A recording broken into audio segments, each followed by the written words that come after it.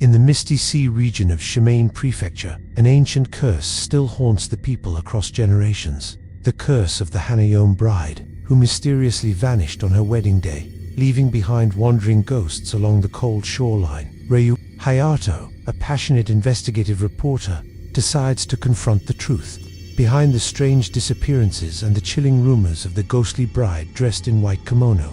But the deeper he digs, the more the ghostly figure emerges, not only in legends but haunts his present life, dragging him into a deadly spiral full of mystery and sorrow. Can Ryoichi unravel this dark curse, or will he become the next victim caught in the relentless grip of vengeful spirits? Follow along to discover The Bride's Curse, a horror story not meant for the faint of heart. Tonight, the coastal road is darker than usual. Thick clouds press against the water like a black blanket, leaving only a few narrow gaps to let through the pale moonlight. Waves crash violently against the sheer cliffs, spraying white foam like thousands of giant hands trying to climb up. From the deep, Ryoichi Hayato sits behind the steering wheel, his eyes occasionally flicking toward the window. The car glides along the narrow road, mountains on the left, and a steep drop down to the sea on the right. The clock shows nearly 1 a.m., and he has been driving continuously for 5 hours from Tokyo back to Shimane, a coastal prefecture currently plagued by a series of strange disappearances, only vaguely reported by the press. The headlights sweep across sharp bends, reflecting corroded signs warning beware of high waves. Occasionally, the sea wind howls like someone screaming in the night, causing Ryoichi to grip the wheel tighter. Suddenly, he freezes. Right ahead, on the dark roadside, a figure appears, a girl in a white kimono, her long black hair soaking wet, holding a faded bridal bouquet. Ryoichi slams the brakes, heart pounding. The girl stands motionless, head bowed, the wet kimono clinging to her as if she just stepped out from the depths of the sea. He lowers the window and softly asks, "Miss ... do you need help?" No answer. The sea breeze blows her hair aside, revealing half of her ghostly pale face and bluish lips. Just as Ryoichi opens the door to step out, the headlights glare against a sudden thick fog rolling in. A moment later, the spot where she stood is completely empty. His heart races wildly. He scans around, but the deserted road offers only the sound of waves and wind. He gets back into the car, tries to calm himself, and drives a few more kilometers until he spots an old inn by the road. Its grey-tiled roof, covered in moss. The innkeeper is a thin old woman, her eyes deep and cold as if she has seen too much. When Ryoichi tells her about the girl in the white kimono, she falls silent for a moment, then quietly asks, "Did you drive past the stretch near the rocky cape?" Ryoichi nods. She sighs, lights a cigarette, the thin smoke drifting across her deeply wrinkled face. People call her Ryoichi, the bride of the sea. Anyone who sees her, sooner or later, gets taken away. Ryoichi swallows hard, feeling the cold from the sea still clang to his skin. The old woman leans in, whispering, "If you really want to know, don't expect to come back safe. This curse... no one has ever escaped." He sits frozen as the waves pound outside, like the rhythm of a wedding ceremony deep beneath the sea. Ryoichi tosses and turns all night. The sound of crashing waves echoes into his room like relentless pounding on the door. Every time he closes his eyes, the image of the girl in the white kimono appears clearly, her wet hair sticking to her cheek, eyes as dark and deep as if pulling him down to the abyss. At dawn, he leaves the inn, determined to find the rocky cape where he saw her. The old innkeeper stands silently on the porch, handing him an old paper talisman. Its faded characters, barely visible. "Keep it, but don't think it will save you," she says, then turns back inside. The morning path to the cape is eerily quiet. Golden sunlight glistens on the waves, seagulls cry and circle. But Ryoichi knows that beneath this peaceful scene, the sea hides something that should not exist. At the bend where he saw the girl last night, he stops. Wet footprints are faintly imprinted on the gravelly soil, stretching toward the cliff's edge. He kneels to look closer and realizes the footprints disappear halfway, as if the person vanished into thin air. While observing, he hears a vague sound behind him. He turns, no one. But on the road lies a faded bridal bouquet, identical to the one the girl held last night. Before he can touch it, a sudden gust of wind blows, sweeping the bouquet off the cliff. Sensing something is wrong, Ryoichi searches for a way down to the rocky beach beneath the cape. The path is narrow, slippery with seaweed and spray. When he reaches the bottom, he freezes. Among the wet rocks, there is a small wooden altar placed near the water's edge. On it sits a faded portrait of a young girl in a white kimono, her deep black eyes staring straight at him.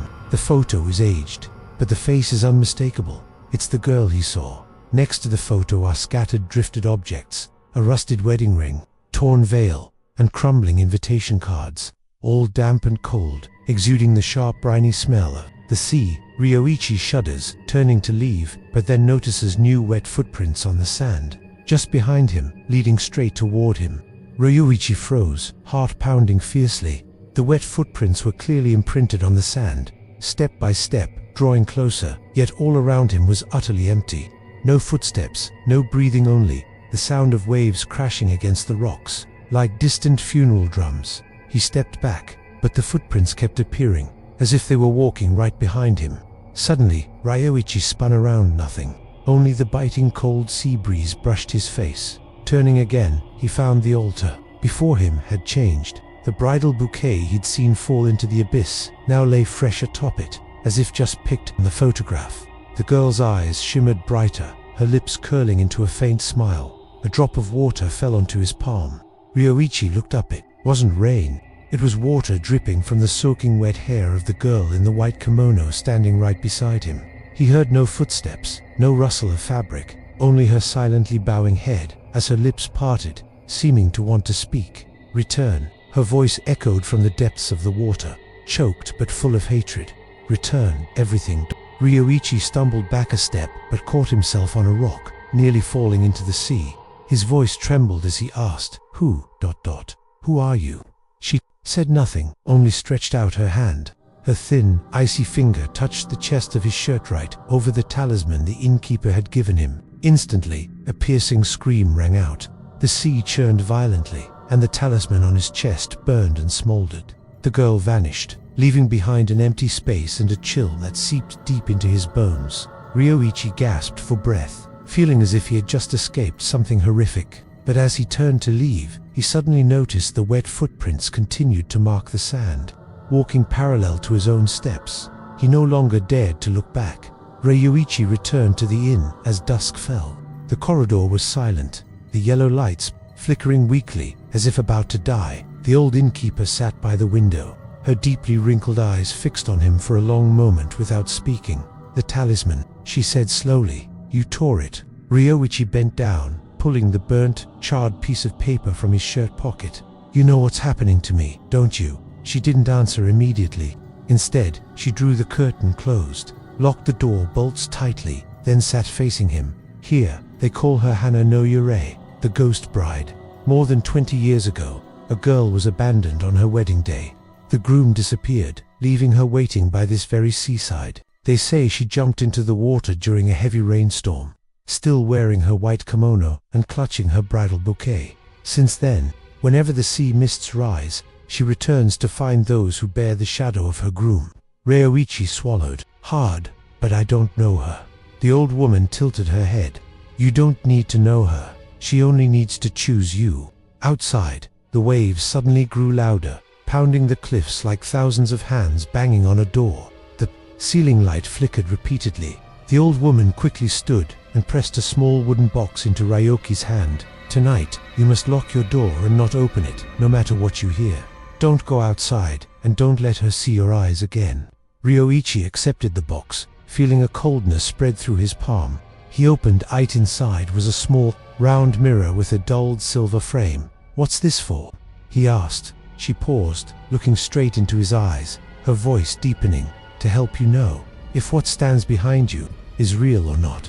That night, sitting alone in his room, the sea began to roar. The knocking on the door started soft, then grew louder. He gripped the mirror tightly but dared not look into it. At the 30th knock, he heard the familiar whisper, "Return everything." He squeezed his eyes shut. When he opened them, the mirror was fogged with moisture, reflecting behind him a figure in white kimono, dripping wet hair falling onto the floor. Ryoich. I single quotes as pounding heart thundered in his ears, merging with the relentless crashing of the distant sea. He whipped around. The room was empty. The mirror in his hand felt ice cold, as if soaked in ice. He placed it on the table, trying to calm himself, but slow footsteps echoed down the hallway. "Don't open the door. Don't meet her gaze." The innkeeper's words tightened around his mind like a noose. The steps stopped right outside his room. A suffocating silence stretched. Then a metallic scrape. Someone was inserting a key into the lock. Ryoichi stepped back, clutching the wooden box. The door didn't open, but the gap under it darkened, as if something blocked the light outside. Then, a pale, ghostly hand with long, sharp nails slowly slipped through the crack, scratching the wood with a screech. A salty, fishy stench flooded his nostrils, mixed with the scent of withered flowers. The whisper came again, clearer this time. "You left me, alone." Ryoichi pressed himself against the wall, but the mirror on the table trembled, turning its glass face toward the door. He glanced briefly and saw reflected in it a face veiled in dripping wet hair, pressed close to the floor, eyes white and wild, staring directly at him. The seawater began to seep in under the door, flooding the floor, icy cold to the bone. He screamed and lunged to cover the mirror. When he looked up, the door was slightly ajar. A wet swath of white kimono peeked through, drops falling onto the wooden floor, disappearing into the darkness. Without thinking, Ryoichi grabbed the wooden box and rushed into the hallway, but it was no longer as before. The dim lights blurred into endless corridors, and at the far end stood a white bride, clutching a drenched bouquet. Her head tilted at an unnatural angle, her lips curled slightly, and the overhead lights suddenly went out. Everything sank into a thick darkness. Ryoichi could only hear water dripping steadily, like the ticking countdown of a clock. The damp, cold, and musty smell surrounded him, making it hard to breathe. As his eyes gradually adjusted, he realized the hallway had vanished. Instead, he stood in a dense black void. The floor beneath his feet felt soft and sinking like wet mud. Each step pressed down, cold water seeping up to his ankles. Ahead, a faint white light flickered like a candle in the wind. He moved closer, saw a floating altar drifting on the black water. On it lay a yellowed wedding photo, but the groom's face was torn away, leaving only the bride staring directly at him. The eyes in the picture weren't still. They blinked softly. Behind the photo, something stirred. A pale white hand slowly reached out, nails scratching the wooden frame, producing a chilling screech. Ryoichi stepped back, but the water suddenly rippled from below. Dozens of icy hands grabbed his legs, pulling him down. He struggled, trying to break free, but every pull grew stronger. From the darkness came the bride's voice, gentle yet chilling to the bone. "You will stay with me forever." A face soaked with black hair surfaced right beside him. Its eyes were wild and white, mouth unnaturally wide open, revealing sharp, pointed teeth. Her breath was salty, mixed with the stench of decay. Ryoichi screamed, raised the wooden box over his head, and slammed it down hard on the water's surface. A red flash burst out, and the hands vanished. He immediately surged out of the water, but when he looked around, there was no altar, no darkness. He was lying on the floor of his inn room, soaking wet, as if just pulled from the sea. The door remained tightly closed.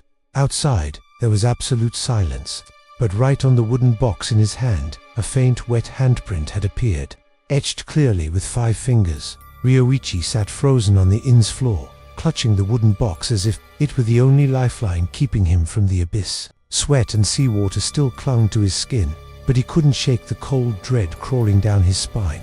The next day, he went to the local police station and met Kenji, a young officer with a serious demeanor and skeptical eyes. "Do you believe in ghosts?" Kenji asked as Ryoichi recounted his experiences. "If I didn't, why would I be here?"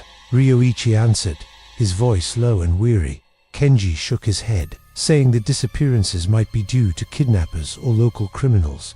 But when Ryoichi showed him the video footage capturing Hiroshi's disappearance on the coastal road, Kenji couldn't deny something was off. Together, they set out to search the dangerous stretch of road. As night fell and thick fog enveloped the area, Kenji suddenly spotted a white figure darting along the roadside, smelling of wilted flowers and strong seawater. He quickly called Ryoichi back. "That, the girl in the white kimono. I saw her."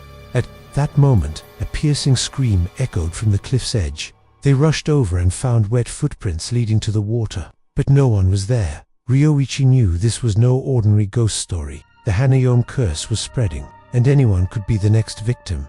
The sky was grey and heavy, a drizzle making the coastal road even colder. Ryoichi stood before the door of Itsuko, the old woman reputed to be the only one who truly understood the Hanayome legend. She greeted him with sharp, cold eyes. Holding an ancient Ofuda yellowed paper inscribed with archaic characters. "You need this to block the curse, but it can only be used once. Abuse it, and the consequences will be dire." Ryoichi took the Ofuda, feeling the latent power within. "What should I do next?" Itsuko replied. "To break the curse, you must find the hair comb Sayaka used on her wedding day. The comb holds her soul and power. Bury it where she died, and it will soothe her rage." As Ryoichi pondered, Sayaka's image appeared in his mind, her face now identical to Yui, his missing sister. The pain and confusion weighed heavily on his chest. "My sister, is she involved?" Itsuko fell silent, eyes seeming to speak volumes. She wouldn't say aloud, "Be careful. This curse is not just a simple ghost story. It carries many more painful secrets than you imagine." Ryoichi steeled himself to begin the search for the hair comb, knowing the journey might cost him far more than his life. Ryoichi walked along the coastline, waiting for the tide to recede before he could see the entrance to a small cave hidden beneath the cliff face. The cave lay deep within moss-covered crevices, only visible when the water pulled back. He crawled. Inside, the space was cold and damp, with the distant crashing of waves echoing like the voices of lost spirits. The weak beam of his flashlight highlighted the mossy, wet stone walls. Deep within the cave, Ryoichi discovered a small altar made of stone and rotten wood. On it rested an old hair comb adorned with intricate patterns, a torn white kimono, and several wedding items faded with time. As soon as his hand touched the comb, a cold gust blew through like the sea's sigh, accompanied by soft, mournful cries resonating throughout the cave. Ryoichi closed his eyes, feeling the ocean water creeping in around him, the roar of the waves ringing in his ears as if dragging him deeper down. He tried to stay calm, but the image of Sayaka appeared clearly in his mind, her sorrowful face, eyes filled with hatred. Ryoichi knew this was more than a keepsake. It was the key to freeing the curse, or to being trapped forever in the depths of the sea. Ryoichi stood inside the cave, the faint flashlight beam reflecting off the damp rock walls. The hair comb in his hand was icy cold, as if it held Sayaka's very soul. Suddenly, everything around him twisted strangely, the space seeming to melt away, the stone walls growing hazy. He was drawn into a vivid hallucination, a vision of an ancient wedding, but not an ordinary one. The guests were all ghosts, pale faces with hollow eyes. The laughter and music carried a dark, ominous tone. Sayaka appeared, wearing a pure white kimono, slowly stepping toward Ryoichi. Her long flowing hair cascaded down, her face both beautiful and cold, eyes deep and black as if pulling him into an abyss. She came close, whispering coldly, "Promise me, you'll stay with me, forever." Ryoichi felt a powerful pull, an irresistible compulsion, as if bound by an invisible vow. He wanted to resist, but his body stiffened, words caught in his throat. Around him, the ghosts drew nearer, there, hands reaching out to grab him, pulling him down into the cold ocean depths. In the most desperate moment, a voice echoed from afar, "Ryoichi, don't forget yourself." It was Kenji, trying to drag him back from the terrifying vision. Kenji burst into the cave, holding high the ancient Ofuda, its archaic characters glowing brightly in the dim darkness. He shouted, "Ryoichi, listen to me." An invisible force seemed to spread through the air, causing the ghosts at the dark wedding to begin dissolving. Their eerie laughter turned to pained screams before fading to silence. Sayaka glanced at Kenji with eyes full of hatred but also fear. She lunged toward Ryoichi, trying to hold him back from the Ofuda.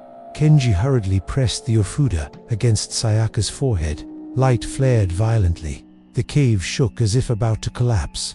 The seawater slowly crept in, ghostly hands rising. To resist, Ryoichi placed the hair comb on the ground and recited the prayer as instructed by the old woman, Itsuko. His voice echoed amidst the roaring waves and howling wind. A dazzling white light burst forth, engulfing the space. The curse gradually lifted. Sayaka and the other ghosts vanished, leaving an eerie stillness in the cave. Kenji and Ryoichi staggered out just in time as the tide rose, slowly submerging the cave entrance. Ryoichi awoke on the wet sand beneath the weak morning sunlight. Gentle waves lapped the shore, The wind whispered softly through the trees like a tender lullaby. Beside him, Kenji lay unconscious, scratched but alive. No trace of the cave remained. No clue proving what had just happened was realized. The old hair comb still in Ryoichi's jacket pocket. Back in town, life returned to normal. But a week later, Ryoichi received an unmarked envelope. Inside was an old wedding invitation. The paper yellowed with age, written in delicate script. Invitation to the wedding of Sayaka and Ryoichi. His heart raced, a cold shiver rising. He tore the invitation in half and looked out the window. The figure of the girl in the white kimono appeared, standing there, smiling gently but mysteriously, as if waiting for him to answer the vow from long ago. The story ends with a feeling of closure, yet opening a new, endless loop, preserving the haunting mystery of the Hanayome Bride's Curse. Thank you for accompanying me on the journey through the Bride's Curse, a tale woven with mystery, painful pasts, and a haunting supernatural world. If you love chilling, ghost stories and terrifying legends blended with spiritual elements, don't forget to follow the channel so you won't miss upcoming episodes and many other fascinating stories. Please share your thoughts about the story in the comments and share to spread this mysterious fear with everyone. See you again in future stories where every shadow hides a secret yet to be uncovered. Thank you for following.